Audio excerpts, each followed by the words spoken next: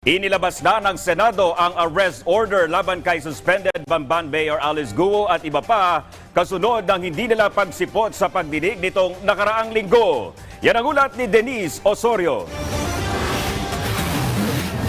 Pilipino ako, yan ang iginiit ni suspended Bamban Tarlac Mayor Alice Guo sa isang post sa kanyang official Facebook page. Dito ay inihayag rin niya na sa kabila ng kinasasangkutang kontrobersya, hindi raw siya nagsisisi sa pagtakbo niya sa politika.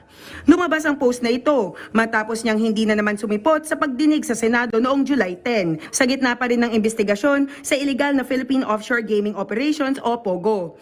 Ikinagalit ng mga senador ang pang-iindiyan ng alkalde.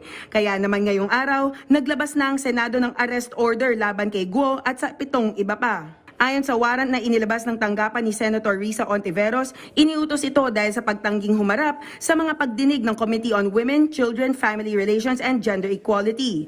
Dagdag nito, ang paulit-ulit na hindi pagdalo ng alkalde at kanyang pamilya ay nakakaantala at sagabal sa investigasyon, kaugnay sa human trafficking, serious illegal detention, torture violations at pisikal na pang-aabuso sa gaming hub.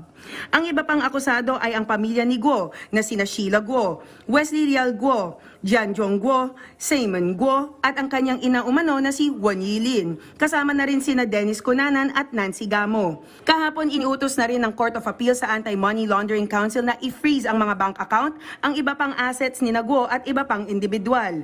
Base sa dokumento ng AMLC na ibinahagi ng opisina ni Senator Sherwin Gatchalian, may 36 na bank account si Guo kasama ang isang helicopter at maraming sasakyan. Kabilang ang 70 bank account na nakakalat sa 14 na financial institutions ang aprobadong i-freeze ng Court of Appeals. In a span of 3 years, na billions yung pumasok sa accounts ni Alice Guo.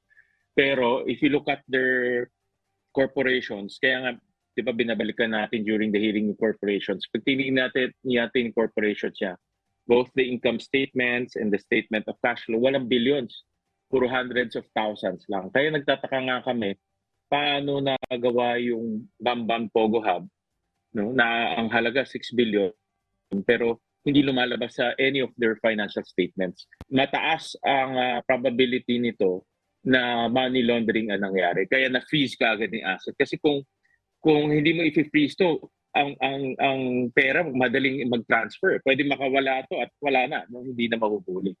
Denise Osorio para sa Pambansang TV sa Bagong Pilipinas.